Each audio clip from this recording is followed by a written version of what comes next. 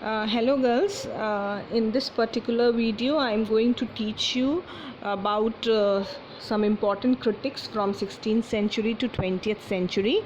What is literary criticism, whom we call critics, all on this topic already I have made video but I'll tell you in one line whom we call critics. Critics are the people who evaluate the literature. So we are going to learn important critics of different ages. In this particular video I am going to teach you about Sir Philip Sidney.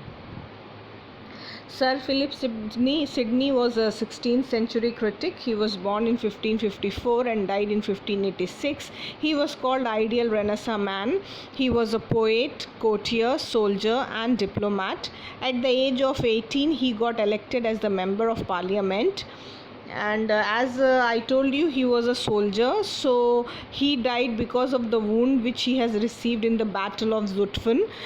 So in that battle he was wounded by his enemy, and his enemy was also injured. His enemy was not having any water with him, and Sir Philip Sidney was having very little water. His enemy who has wounded Sir Philip Sidney asked for water, so Sir Philip Sidney gave his water to his enemy, saying, "Thy need is greater than mine." So with this we can understand that how great Sir Philip Sidney was, that he has helped his enemy and the enemy who has wounded him at that point. He wrote a literary work, An Apology for Poetry, in 1580. This book he has written in response to Stephen Gosson's The School of Abuse in 1579. Who was Stephen Gosson? He was a Puritan writer. Let me tell you whom we call Puritan. In 16th century England, there were Roman Catholics and Protestants. Roman Catholics generally they have become corrupted. They were more indulged in this materialistic world, and Protestants they were protesting against the corruption of the church. Then later, both Roman Catholics and Protestant mutually with mutual understanding came up with the idea of new church that was called the Anglican Church. But this church was also not up to the mark according to the Orthodox Protestants. So these Orthodox Protestants only are called Puritan. So Stephen Gosson was a Puritan, and he strongly believed that God has sent us to this world only to do good deeds, and only to praise God, and only to pray God. So whatever we do in this world, we should do only seeking the pleasure of God. So even if we are writing poetry also should be it should not be for entertainment purpose. It should be for molding the characters of the people. So that is, and that time in 16th century many poets were writing poetry which he felt that was not molding the characters of the people.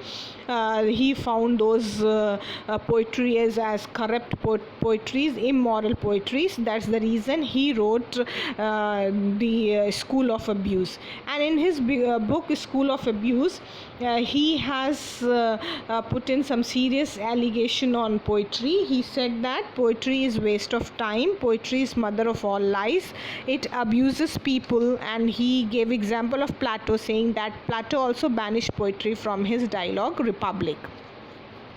So these are the allegations he made on poetry in his book The School of Abuse.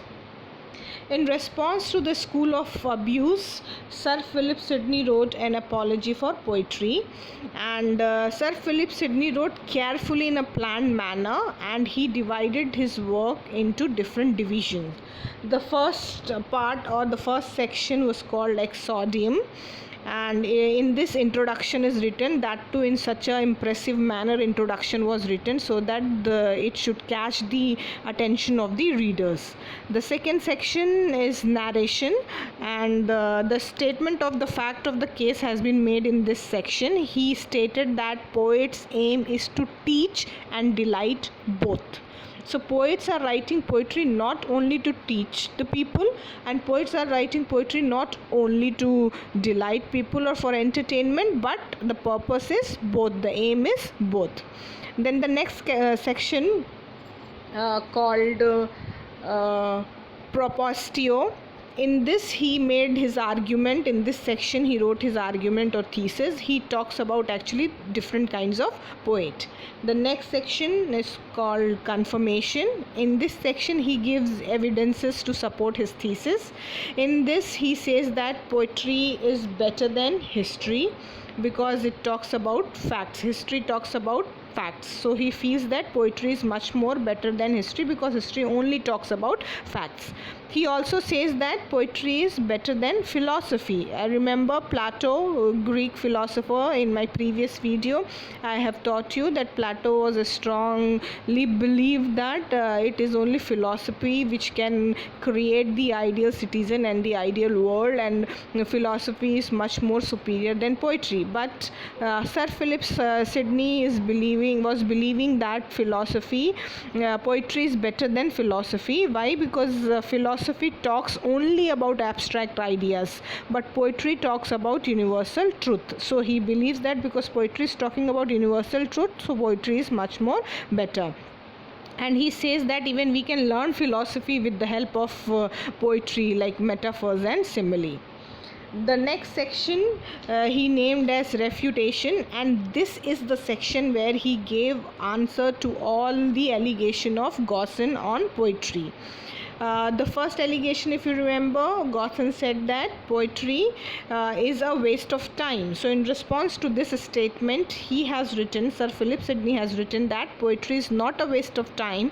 On the contrary, it is source of knowledge. It entertains and teaches both.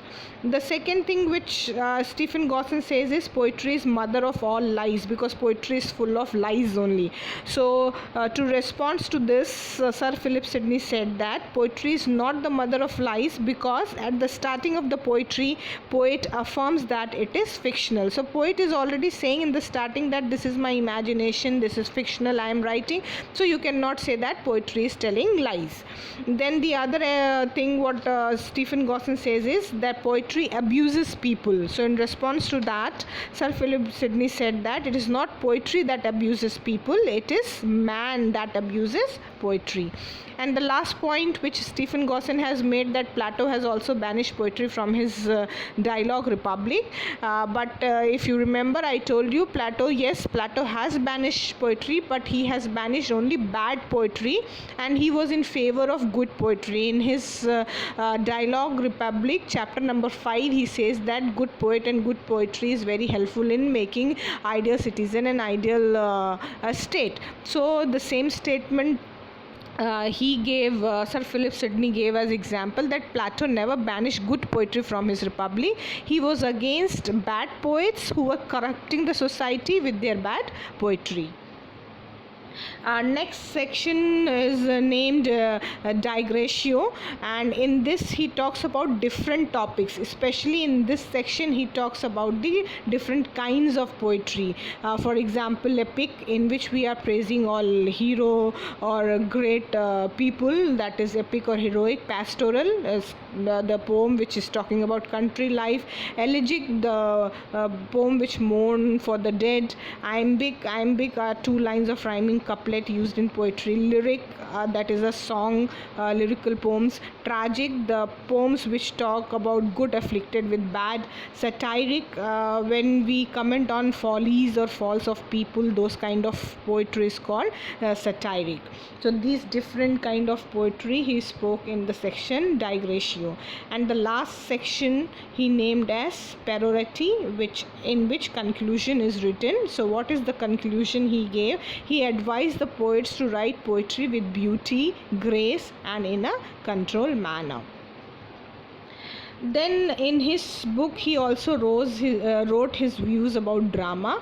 In 16th century, later the dramatists started writing drama, in which was the mixture of tragedy and comedy. Before that, comedy, the drama which was written, if it is comedy, it will be purely comedy. There will be no tragic element in that. And if the drama has tragedy, then it will not have comical element. But later in 16th century, the novelists, the dramatists, playwriters, they started writing the mix of comedy and tragedy. And this was not liked by Sir Philip Sidney. He was believing that it should not, comedy and tragedy should not be mixed. And he was feeling that all the drama should follow all the three unities, like Aristotle has spoken about three unities of drama. In my previous video I have already spoken about in detail what are the three unities: unity of time, unity of place, and unity of action. Later dramatists, they have definitely followed unity of action, because action is the series of events which takes place in the story, so it should be in a continuous, proper, planned, organized manner that is followed. But later, even Shakespeare, he has never followed unity of time, he has never followed unity of place. But Sir Philip Sidney was of the view that all the three unities should be followed, just like Aristotle.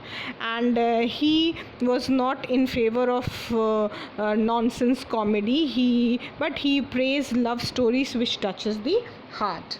And he was praising English language a lot, and he said that English language is the best language that he knows. So that's all about Sir Philip Sidney.